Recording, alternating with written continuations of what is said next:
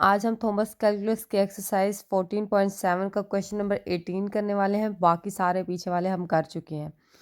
अब मैं आपको बताना चाहती हूँ हम क्या करते हैं। सबसे पहले हम फर्स्ट डेरिवेटिव लेते हैं, फिर सेकंड, फिर डबल डेरिवेटिव लेते हैं with respect to x and y दोनों, फिर एक्स की रिस्पेक्ट लेते हैं। मैं आपको समझाती जाती हूँ, फिर मैं आपको बताती जाती हूँ। मैं आपको पहले बहुत सारी चीज़ें वाज़ेह तौर पर बता चुकी हूँ। अब मैं आपको इसमें शॉर्ट वे में बताती जाऊँगी। ठीक है, हम क्या करते हैं, फर्स्ट डेरिवेटिव लेते हैं, सेकंड भी डेरिवेटिव लेते हैं। पहले विद रिस्पेक्ट टू एक्स लेंगे, फिर सेकंड पे हम विद रिस्पेक्ट टू वाई लेंगे। अब हमारे पास यहाँ क्या 3 आ जाएगा, ये 2 आ जाएगा। विद रिस्पेक्ट टू एक्स ले रहे हैं ना, तो यहाँ हमारे पास एक्स की वैल्यू क्या हो जाएगी, 1 हो जाएगी, तो ये 3y बच जाएगा। इधर विद रिस्पेक्ट टू वाई ले रहे हैं, तो जहरी बात है, ये देखिए हमारे पास y 1 हो जाएगा, 3x बच जाएगा, ये 3 + 2 आ जाएगा। अब हम डबल डेरिवेटिव ले रहे हैं इसका, तो ये हमारे पास 6x हो जाएगा, ये 0 हो जाएगा, क्योंकि विद रिस्पेक्ट टू x ले रहे हैं ना। अब ये y की रिस्पेक्ट ले रहे हैं, तो ये 0 हो जाएगा, ये 6y आ जाएगा। अच्छा, अब ये मैंने कैसे लिया, ये मैं आपको पहले भी बता चुकी हूँ, अब भी बताऊँगी कि हम क्या करते हैं, dx लिखते हैं, और इसमें हमारे पास क्या है, ये देखिए, ये पहले मैंने ये चीज़ लिखी इसको शो करवा के। फिर हमारे पास y, फर्स्ट डेरिवेटिव हमने क्या लिया था, y का ये लिया था, प्लस 3y का स्क्वायर। अब विद रिस्पेक्ट टू x कर रहे हैं, तो ये तो 0 हो जाएगा, y वाली वैल्यू, ये क्या आ जाएगा, 3 आ जाएगा। तो हमारे पास इसकी वैल्यू क्या निकली, 3 निकली। अब मैंने क्या किया, सेकंड कंडीशन हमारे पास होती है क्या, हम क्या करते हैं, एफ एक्स को क्या करते हैं 0 एंड वाई को भी 0 के इक्वल रखते हैं।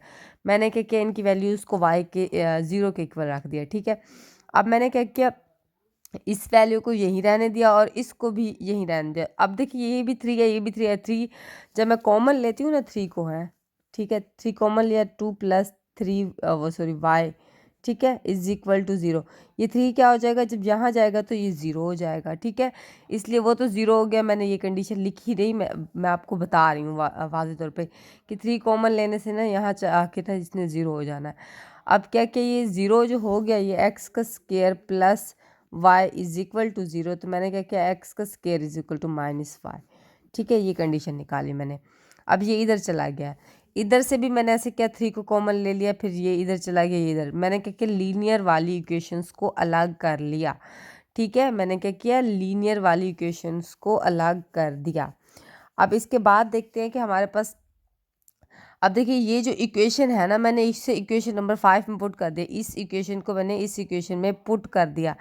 अब मैंने क्या किया, ये हमारे पास x की वैल्यू क्या थी, मैंने क्या, माइनस इधर ले गई हूँ आपकी, ये देखिए यहाँ भी जा सकता है माइनस, इसको मैं प्लस कर दूंगी, इसको माइनस कर दूंगी। ठीक है ना, अब मैं ये देखिए यहाँ नीचे किया हुआ है। ठीक है, ऐसे समझिए, मैंने माइनस के साथ मल्टीप्लाई किया, जब वो साइड माइनस से मल्टीप्लाई किया, ये प्लस हो जाएगा, ये क्या हो जाएगा, माइनस आ जाएगा। ठीक है, अब क्या किया, ये माइनस हो गया। अब मैंने क्या किया, इसी वैल्यू को ना, अब मैंने इसके अंदर पुट कर दिया इस वैल्यू में। अब ये मैंने क्या, वाई की वैल्यू मेरे पास ये निकली, तो मैंने क्या किया, यहाँ पे वाई की वैल्यू के अंदर ये पुट कर दिया, और इसका स्केयर, होल स्केयर लगाया हुआ था, ये भी लगा दिया। ठीक है, ये वैसे के वैसे रहने दिया। ये क्या हो गया, 4 हो गया, क्योंकि ये इवन से मल्टीप्लाई हो रहा तो पॉजिटिव हो गया, ये माइनस वैसे का वैसे। अब मैंने क्या किया, इसको काटना नहीं है आप लोगों ने, ये इधर चला जाएगा। ठीक है, इज इक्वल टू 0 आ जाएगा। मैं क्या करती हूँ, एक्स को कॉमन ले लेती हूँ, ये 3 + 1 आ जाएगा, इज इक्वल टू 0। अब मेरे पास एक कंडीशन ये बन गई कि वाई अलग हो गया, सॉरी एक्स अलग हो गया, 0 के इक्वल, ये भी अलग हो जाएगा। ये हम काफ़ी अरसे से पढ़ते आ रहे हैं ये चीज़ें, ये 0 हो जाएगा। फिर जब इनका अंडर रूट हटेगा, तो ये वैसे ही -1 ही रहेगा, क्योंकि आपको पता है ओड हमेशा माइनस ही देता है, कभी भी पॉजिटिव नहीं होगा। अब जहरी बात है, 2x की वैल्यू निकली है, तो हम क्या करेंगे, दोनों को y की वैल्यू में पुट कर देंगे, जो हमने इक्वेशन नंबर ये वाली ली थी, सॉरी 4, इक्वेशन नंबर 4 में पुट करेंगे। ठीक है, इक्वेशन नंबर 4 कौन सी थी, यही थी, जो जिसको हमने इसके अंदर पुट किया। अब इसी इक्वेशन में मैंने जब वैल्यूज़ पुट की, तो ये 0 देगा, यहाँ x में जब वैल्यू पुट की 0 दे दिया। जब मैंने x की वैल्यू यहाँ पुट की, तो ये हमारे पास -1 दे दिया इसने। ठीक है, एक माइनस बाहर था, ये स्केयर वो हुआ ना, तो प्लस हो गया। ठीक है, ये माइनस, ये देखिए, ये माइनस वैसे वैसे था, एक माइनस ये वाला था, तो ये स्केयर में आया, तो पॉजिटिव, ये पॉजिटिव हुआ, ये माइनस, फिर माइनस कर दिया इसने। मेरे पास ये 2 पॉइंट्स बन गए। अब बेसिकली ये 4 पॉइंट्स हैं, 2 यहाँ लिखे 2 है मैंने, बट बनते 4 हैं। अब हमें क्या पता, हमें पता है कि x इसके साथ भी हो रहा है, x इसके साथ भी हो रहा है, x ये वाला इसके साथ भी हो रहा है, x ये वाला इसके साथ भी हो रहा है, तो ये बेसिकली 4 पॉइंट्स बनते हैं। ठीक है, इसको लिख के देखते हैं एक दफ़ा। 0 0 के साथ, ठीक है। फिर 0 ये इसके साथ क्या हो जाएगा, 0 -1 आ जाएगा। इसी तरह से इसको ले लेते हैं, ये क्या हो जाएगा, -1 0 आ जाएगा, ठीक है। अब ये इसको देख लेते हैं, ये हमारे पास -1 एंड -1 आ जाएगा। ये हमारे पास 4 पॉइंट्स हैं जिसको जिसको ना हमने वो करना है, इनका sorry maxima and minima find करना है, ठीक है। आपको बात समझ आ रही है। अब जब हम देखें इस पॉइंट में हम क्या करते हैं, सबसे पहले हमारे पास डबल डेरिवेटिव हमारे पास ये होता है, ठीक है। एट मैंने 0 देखा, ठीक है। ये हमारे पास वाई डबल डेरिवेटिव में वाई क्या टी क्या होता है, हमारे पास ये होता है, ठीक है। उसके बाद एस क्या है, हमारे पास ये वाली वैल्यू होती है। अब हमारे पास ये कंडीशन होती है, इसमें आप पुट करते हैं वैल्यूज़, मैंने इनको वैल्यूज़ को पुट किया, ये भी 3 वैसे के वैसे रन दिया। अब जब मैं इनके दरमियान 0 0 पुट करूँगी ना है, क्योंकि एटा 0 पे पॉइंट ले रही हूँ ना मैं, जब 0 0 पुट करूँ, इसको 0 0 पुट किया तो ये हमारे पास ज़ाहिर बात है 0 बड़ा है ना 9 से, -9 से, तो ज़ाहिर बात है अब ये हमारे पास क्या हो गया, ना तो मैक्सिमा है ना ही मिनिमा है।